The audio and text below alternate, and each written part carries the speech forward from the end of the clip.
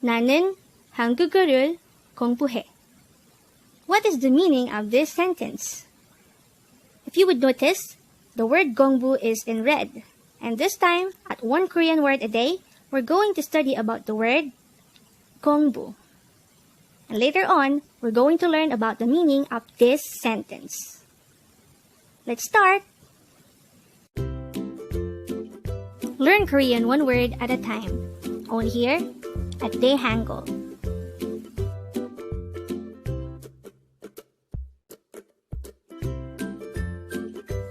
Word number 107. Gongbu. Gongbu. This is pronounced as a two-syllable word. The first syllable is gong, the second syllable is bu. Pronounce it with me. Gongbu. Gongbu. The word Gongbu is simply the Korean noun for study or studies. Again, this is the Korean noun for studies. How do we spell Gongbu in Hangul? Let's start with the first syllable. To be able to write the first syllable gong in Hangul, we need to draw first a gyok character, followed by an o character, followed by an ion character. And then for the second syllable bu, we need to draw first a biop character, followed by an u character.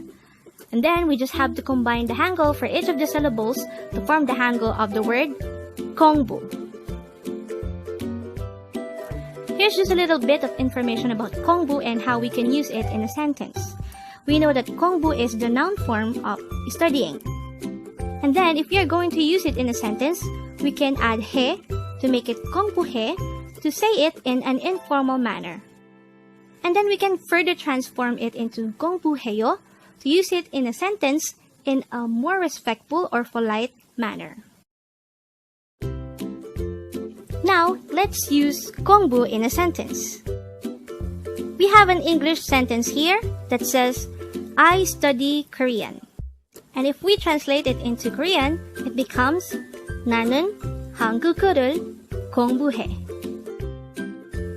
나는 means I, but take note that 는 is just added as a particle to the subject na.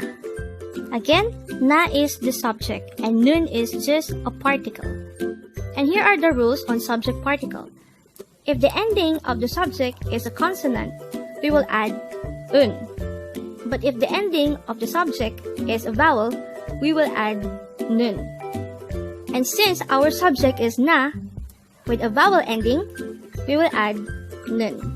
And that is how 나는 is formed. Next part of the sentence is 한국어를. If na is the subject of the sentence, 한국어 is the object of the sentence. And 를 is also just a particle added to objects.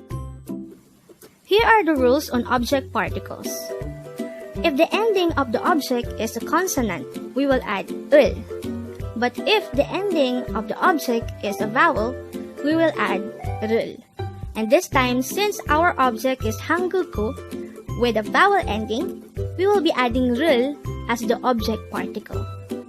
And that is how 한국어를 is formed. And the last part of the sentence is 공부해. And as mentioned earlier, 공부해 is just an informal way of saying 공부. So this is just Gongbu plus he, and it becomes 공부해, which is an informal term. And that is why the meaning of the sentence 나는 한국어를 공부해 is just I study Korean. And if we go back to our example sentence at the start of this video, by now we know that the meaning of the sentence 나는 한국어를 공부해 is simply I study Korean.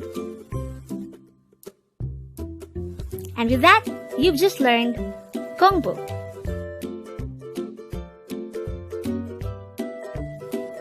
Now, let's proceed to the previous 10 words recap. As of now, the previous 10 words are words number 97 to 106. But don't forget our word for today, Gongbu, which is the Korean noun for studies.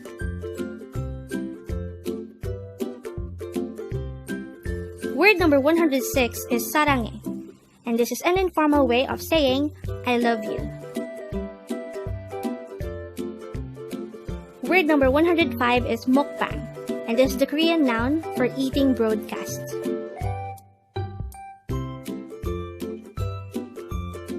Word number 104 is orenmania, and this is an expression which means long time no see. Word number 103 is kajima. This is an imperative phrase which means don't go. Word number 102 is hajima. This is another imperative phrase which means don't do it or stop it. Word number 101 is tala. This is an adjective which means to be different.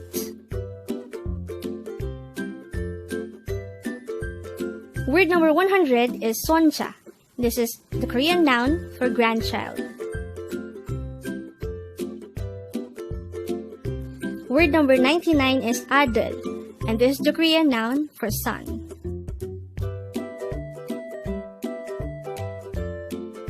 Word number 98 is pumo, and this is the Korean noun for parents.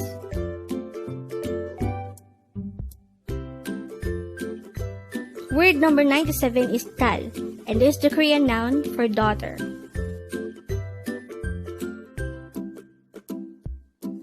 Congrats!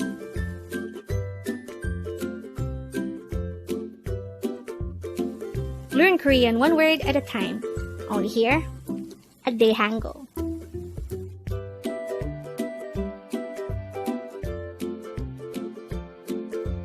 Thank you so much for watching. Don't forget to like this video and subscribe to this channel for more Korean words.